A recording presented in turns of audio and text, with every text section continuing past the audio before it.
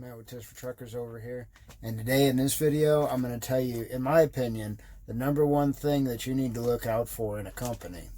This is my number one thing that is basically a line in the sand, or you do not cross with me with a company.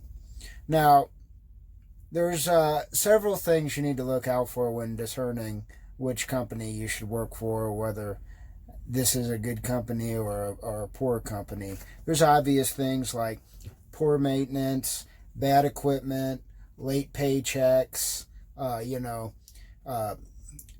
dispatchers that give you a hard time, and general easy low-hanging things like that, low-hanging fruit like that, that you got to watch out for. But here's one big thing that you might not think about.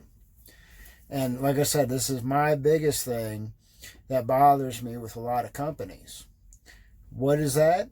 That is when they try to blame the driver for everything. Now, obviously, if something is certainly the driver's fault and they want, or saying, hey, why'd you do that? That's fine. But I have worked for several companies. Actually, now that I think about it, every company but Dawes. I have experienced this in the past. Every company that I worked for, and let me give you some examples here. I had a company that I worked for. I had a tire blowout like 10 hours into my day, like 700 miles from when I started. And what I would do, because I knew this company was, always trying to blame the drivers already, I would take my smartphone and I would video my pre-trip, and we had gator clips on all the valve stem caps on all the tires, and I'd videotape myself checking all the lights, gauging all the tires, and I would definitely recommend that for you guys, because it might not be your company, it might be DOT. You could say, hey, when I did my pre-trip this morning, here's proof I did my pre-trip. I don't know why I stopped doing that. Kind of just got out of the habit. But I still do, my pre-trip every morning like that. Check the tires and the lights and everything. But I digress. Point is, I had everything documented. And like I said, I had a tire blowout about 700 miles into my trip. And I don't even know if I even stopped before then, to check my tires again. I was in kind of a hurry. But anyway, so when I got back to the yard, safety wanted to have a meeting with me. I said, well, that's weird. She says, oh, well, you had that tire blowout, and so you're not checking your tires, and it's your fault that you had the blowout. So we're going to write you up. I said, well, hey, excuse me. I have it right here on my phone, me doing gauging all my tires that morning, doing my pre-trip, and I could tell you all the days prior that I did the same. And hey, side note, that also, if there's any damage on the trailer, and if you videotape your pre-trips, that'll catch that, so it can't go back on you. So you could show that it had the damage there before you picked up the trailer. But anyway, that's a side note. But anyway, they said, oh, we don't care about looking at that video. It's your fault that you had that tire blowout, blah, blah, blah.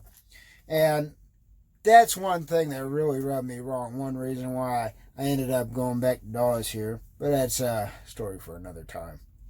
Other times where I had my voltmeter go between 12 and 15 volts, and I told them, oh, my alternator's bad. This was a big company. Oh, my alternator's bad. They said, okay, we'll pull you into the shop and we'll hook a computer up to it. I say, computer is bad, needs to be replaced. Oh, well, we'll see if that's true. We don't know anything about truck. We'll check it out. Okay. And so they had the computer plugged in there for 8 hours.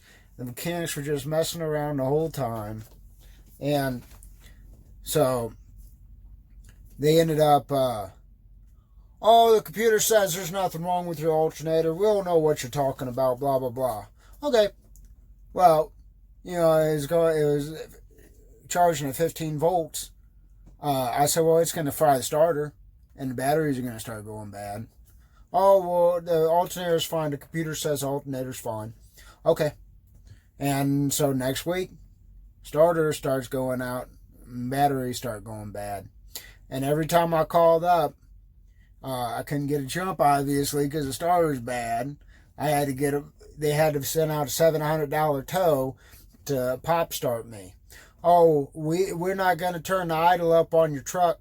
We can't take off that timed idle. That'll cost too much. But I guess $700 a day ain't that much to them to pop start me. But anyway, yeah. So they just kept refusing to change the batteries and the starter and everything. They said it's all in my head why it won't start.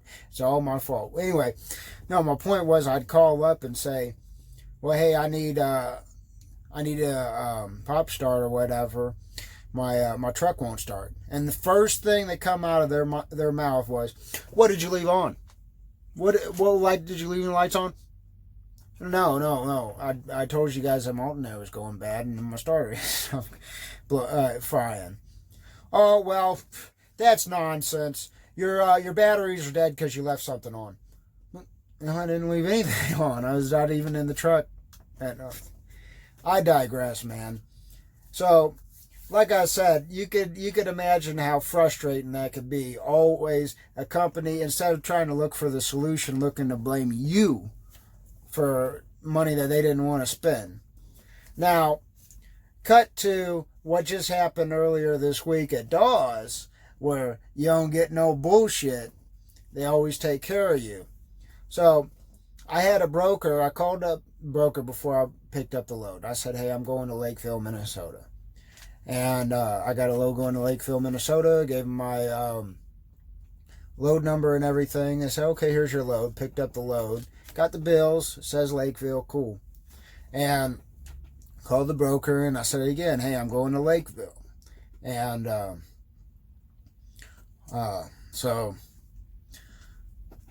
headed over there, spent the night at Lakeville, took off my tarps, and in the morning I took off my tarps, and then after I folded up my tarps, I went inside, turned in my paperwork. Oh, well, this isn't going to Lakeville, this is going to Big Lake, Minnesota, up the road a little bit. No, it's not. The dispatcher told me, and the broker told me this going to Lakeville. Well, so I called up the broker and I said, well, what are you doing there? You got to go to Big Lake. Okay, no problem. And so I called up my dispatcher. Hey, Jim, this is actually supposed to go to Big Lake. So he called them and confirmed, oh, yeah, it is supposed to go to Big Lake, not Lakeville. I called him up. I said, hey, you want me to put my tarps back on? He said, well, yeah, if you don't mind. You had tarps on the whole time. You might as well pull up with your tarps on and everything. And it looked like it was going to rain. I said, no problem, Jim. I'd be more than happy to.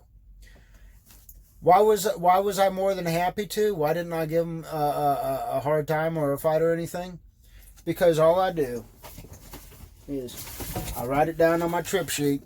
I'll write down lumber tarp times 2.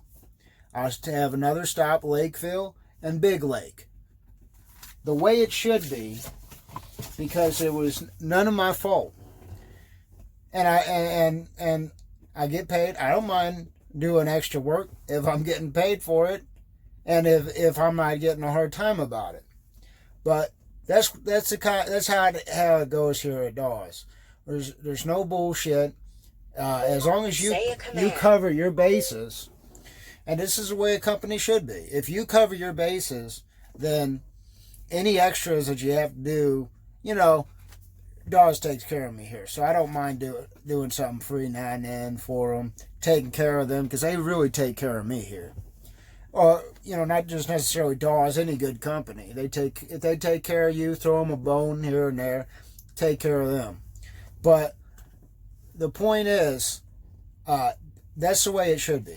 It should just be smooth. Hey, You shouldn't have to fight for anything. Hey, if you're setting for 2 days over the weekend, you shouldn't have to fight for a layover. You should say, hey, a reset is understandable even after a slow week, but 2 days, hey, you mind giving me a layover? It shouldn't be an issue. And, whereas, like, my gal pal over here, she was late for a load. Not necessarily her fault, but it ended up messing her reload over the weekend, so she missed out on a day or two of driving. Well, her company said, oh, well, you slept, you're parked for 11 hours instead of 10 hours, blah, blah, blah, so that's why you missed your appointment, even though it took her 3 hours to unload, where it should have taken her 30 minutes. That's not how a company should operate. It should be smooth. There should be good communication. And like I said, man, the whole point of this video is the number one thing, in my opinion, you need to work to discern whether a company is a good company or a bad company is, do they blame everything on you, or do they accept, mistakes? Mistakes are going to be made. You're going to have to do a little bit extra work in trucking. This is trucking. It's not easy. That's why we get paid a lot. But you just got to do what you got to do. But the thing is, how a company reacts to that bullshit is really reflecting how good of a company that is.